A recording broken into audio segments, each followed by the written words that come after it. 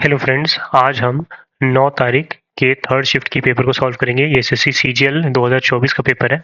इससे पहले हम 2 वीडियो बना चुके हैं, आपको उस प्लेलिस्ट का लिंक डिस्क्रिप्शन में मिल जाएगा। तो चलिए पहले प्रश्न के साथ शुरू करते हैं, जो कि आपसे अप्रोप्रिएट मीनिंग मतलब कि सिनोनिम पूछ रहा है शब्द एडिबल का। एडिबल मतलब होता है something which is fit to eat, मतलब जो आपके खाने योग्य हो। तो जो खाने योग्य चीज़ होगी वो आपको न्यूट्रिशन भी देगी, तो इसीलिए न्यूट्रिटिव ऑप्शन फर्स्ट आपका इसमें करेक्ट आंसर होगा। नॉक्शियस मतलब होता है something which is harmful. Noisome मतलब होता है something which is harmful in relation to smell, मतलब दुर्गंध के फॉर्म में अगर कोई चीज हार्मफुल हो तो उसे हम नॉइसम कहते हैं।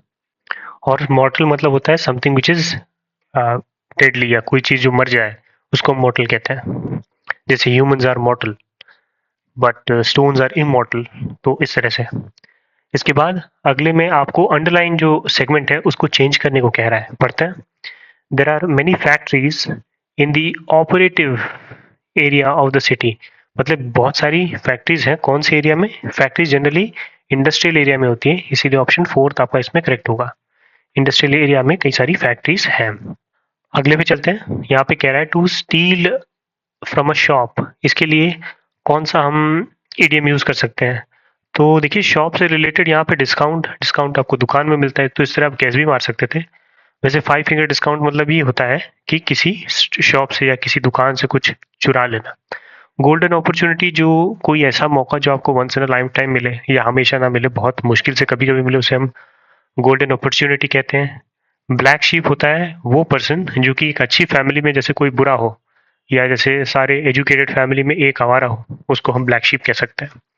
और ग्रीन थंब वो होता है जो कि पर्टिकुलरली इंटरेस्टेड होता है गार्डनिंग में, जिसको गार्डनिंग का शौक हो, तो उसे आप ग्रीन थंब कह सकते हैं।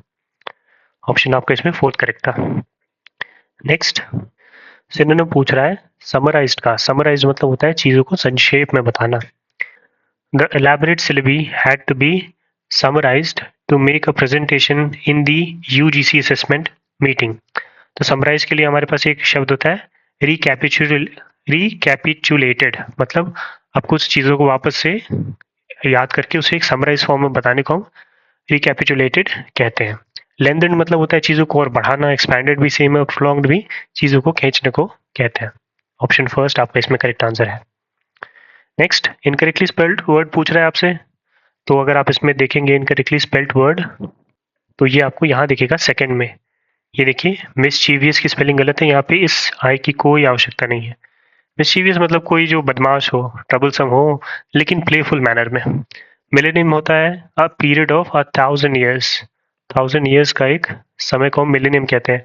अकोमोडेट मतलब किसी जगह में लोगों को रखने की जगह होना या सामान को रखने की जगह होना, उसे हम अकोमोडेट कहते हैं। और प्रिविलेज मतलब होता है किसी तरह का अपर हैंड मिले, किसी तरह का आपको फायदा मिले नॉर्मल लोगों से, तो उसे हम प्रिविलेज कहते हैं।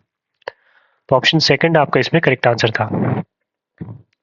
नेक्स्ट चलते हैं हम सिनोनिम पे। सिनोनिम पूछ रहा है ये शब्द कन्फिस्केट का। कन्फिस्केट मतलब होता है चीजों को कब्जा कर लेना, अपना सीज कर लेना, मतलब कब्जे में रख लेना। जैसे जैसे पुराने वॉर्स में हम एरिया को कन्फिस्केट या सीज कर लेते थे। तो ऑप्शन फर्स्ट आपका इसमें करेक्ट आंसर है। रीस्टॉक मतलब होता है अपना जो स्टॉक है उसको फिर से वापस फिलअप कर लेना। डिस्ट्रॉय मतलब ध्वस्त कर देना किसी चीज को। और टिटिवेट मतलब होता है स्मॉल इंप्रूवमेंट्स कर कर चीजों की अपीयरेंस को बदलना या बढ़ाना। To make small improvements for enhancement in appearance. Option first आपका इसमें करेक्ट आंसर था। अगले में आपसे वन वर्ड सब्स्टिट्यूशन पूछ रहा है। इसके लिए an order of law requiring people to remain indoors, मतलब एक लॉ का कोई ऑर्डर जिससे कि लोगों को घर के अंदर रहने के लिए मजबूर किया जाता है, उसे हम कर्फ्यू कहते हैं। कर्फ्यू में लोगों को हिदायत दी जाती है कि आप घर में ही रहें क्योंकि लॉ एंड ऑर्डर की सिचुएशन है। रिस्ट्रिक्शन भी किसी तरह का रोक रुकावट को ही कहते हैं। लिमिट मतलब ही किसी चीज को कम कर देना। और चेक इन मतलब जैसे आप होटल में चेक इन करते हैं, कहीं पे पहुंच जाना या कहीं पे एंट्री करने को चेक इन हम कह सकते हैं। तो इसमें आपका ऑप्शन फर्स्ट करेक्ट आंसर था। अगले में आपको ब्रैकेटेड पार्ट को इंप्रूव करने को कह रहा है। तो each participant have perform well. देखिए ईच जो है सिंगुलर है, तो यहाँ पे हैव की जगह हैज होना चाहिए, तो वो सही हो जाएगा। ये कहाँ पे दिया हुआ है हमें? तो ये आपको फर्स्ट में ही मिलना चाहिए था। यहाँ पे हैज़ हैव बीन डाल दिया है, आरपी ने थोड़ी सी गलती कर दी। यहाँ पे ये होगा each participant has performed well. Option first आपका इसमें करेक्ट आंसर होगा। यहाँ पे थोड़ी सी उनकी शायद टाइपिंग मिस्टेक हो गई। अगला कह रहा है आपको वन वर्ड सब्सटीट्यूशन ही बताना है। ये कह रहा है the question papers are placed in the lockers of the school in a way that they can't be reached. Can't be reach मतलब जो चीज़ पे कोई भी आसानी से ना पहुंच पाए, इजीली एक्सेस ना किया जा सके। तो देखते हैं ऑप्शंस। तो देखिए ऑप्शंस क्या है, are affable, are irrepressible, are inaccessible. देखिए ये आपका करेक्ट आंसर होगा। जिसे आप एक्सेस ना कर पाए उसे इनएक्सेसिबल कहते हैं। अफोर्डेबल मतलब होता है जो चीज़ आप परचेज कर सकते हो, जो आप खरीदने के योग्य हो। एफेबल मतलब होता है फ्रेंडली या अप्रोचेबल, मतलब कोई ऐसा जिससे बात करना ईजी हो, बहुत मुश्किल ना हो। इरिप्रेसिबल मतलब फुल ऑफ एनर्जी कोई हो जो कि जिसे रिप्रेस ना किया जा सके, दबाया ना जा सके। ऑप्शन थर्ड आपका इसमें करेक्ट आंसर था। 10th वाले में सिनोनिम पूछ रहा है शब्द टॉट का। टॉट मतलब होता है समथिंग विच इज टाइट, जो बिल्कुल स्लैक ना कर रहा हो, लूज ना हो, उसे हम टॉट कहते हैं। ऑप्शन फोर्थ आपका इसमें करेक्ट सिनोनिम होगा। स्लैक मतलब होता है something which is very loose, ढीला ढाला सा कपड़ा, उसे स्लैक कहेंगे। टॉन माने फटा हुआ। और फ्लेसिड, फ्लेसिड मतलब होता है सॉफ्ट या थिन या वीक, जिसके अंदर कोई फर्मनेस की कमी हो, उसे आप फ्लेसिड कह सकते हैं। तो इसमें ऑप्शन फोर्थ आपका इसमें करेक्ट आंसर था। अगले ग्रुप ऑफ वर्ड्स के बारे में देखते हैं। वन वर्ड सब्स्टिट्यूशन का फिर से आ गया। Morbid compulsion to consume alcohol continuously. तो मॉर्बिड मतलब सबसे पहले होता है एबनॉर्मल इंटरेस्ट किसी चीज में, बहुत ज्यादा कंपल्शन हो आपको शराब पीने की बार बार, तो उसके लिए शब्द है डिप्सोमेनियाक, मतलब जिसके अंदर बहुत ज्यादा क्रेविंग होती है शराब पीने के लिए। मेनियाक मतलब होता है पागल। क्लेप्टोमेनियाक मतलब होता है चीजों को चुराना, मतलब बिना जरूरत के भी चीजों को चुराने की अगर किसी की मंशा रहती है तो उसे हम क्लेप्टोमेनिया कहते हैं। और उसके बाद सेटाइरोमेनिया मतलब होता है excessive desire to have sex, मतलब मेल्स में जनरली जब बहुत ज्यादा सेक्स का डिजायर हो तो उसे हम सेटाइरोमेनिया कहते हैं। अगले में आपसे एक्टिव वॉइस पूछ रहा है। एक्टिव वॉइस किसका, he will be made president by the people. अब देखिए यहाँ विल लिखा हुआ है, तो आपको देखना है आपके आंसर में विल होना चाहिए। देखिए यहाँ भी विल है, यहाँ भी विल है, तो बाकी दोनों तो गलत है सिंपली। अब उसके बाद people will be making him the president, the people will make him the president. देखिए यहाँ द प्रेसिडेंट से शुरुआत है, तो आप फोर्थ के साथ जाएंगे, the people will make him the president, क्योंकि यहाँ द है तो द रिपीट होगा, ऐसा नहीं है कि आप उसे गायब कर दें। एक्टिव पैसिव वॉइस में यही चीज ध्यान देनी होती है कि जो शब्द होता है वो रहता है, बदलता नहीं है। जैसे कि कैन का कुड नहीं होगा, और अगर कुछ ऐसा शब्द है जैसे यहाँ पे द था, वो चीज आपके जब एक्टिव से पैसिव या पैसिव से एक्टिव में जाएंगे तो वो रहेगा। फोर्थ आपका इसमें करेक्ट आंसर है। अगले में आपसे एरर पूछ रहा है, I R dancing with my husband at my sisters wedding. I R की जगह यहाँ आई एम हो जाएगा, तो यही गलती है ऑप्शन थर्ड में। अगले में फिर से इनकरेक्टली स्पेल्ड वर्ड पूछ रहा है। देखिए एक ही शब्द जानना चाहता है आपसे कि आपको रिसीव्ड की स्पेलिंग आती है कि नहीं। रिसीव की स्पेलिंग क्या होती है, आर ई सी ई आई वी ई डी, रिसीव्ड मतलब कुछ प्राप्त करना। ऑप्शन फर्स्ट आपका देख सकते हैं आप करेक्ट आंसर है। इसके बाद फिर से आपसे एरर पूछ रहा है सेंटेंस में क्या है अगले वाले में। तो the tea at this cafe is best than the Costa cafe in our office. देखिए बेस्ट जब आप कंपैरिजन देते हैं या बेटर होता है, यहाँ पे बेस्ट ना होके बेटर देन होगा, तो ऑप्शन थर्ड आपका इसमें करेक्ट आंसर होगा। नेक्स्ट पीक्यूआरएस आ गया। अब इसमें देखिए पीक्यूआरएस में एक बार है ना, एक बर्ड्स आई व्यू मारा कीजिए ऑप्शंस पे। देखिए यहाँ आर दो पे है, तो ज्यादा चांस है कि आर से शुरुआत होगा। पढ़ के देखते हैं। The advantage of travelling different places. अब देखिए लग भी रहा है कि ये इससे शुरुआत हो सकती है, तो आर से ही होगा। इन दोनों को आप डायरेक्ट काट दीजिए।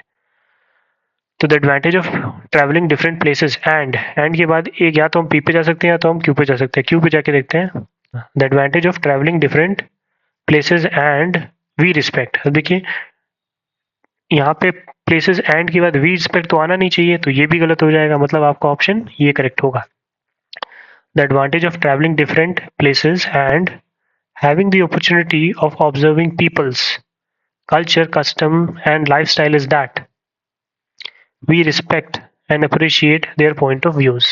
मतलब ये कहना ये चाहता है कि अलग अलग जगह ट्रैवल करना और अलग अलग लोगों को ऑब्जर्व करने और उनके कल्चर, कस्टम और लाइफस्टाइल को समझने से क्या होता है, हम उनके पॉइंट ऑफ व्यू को भी रिस्पेक्ट करते हैं।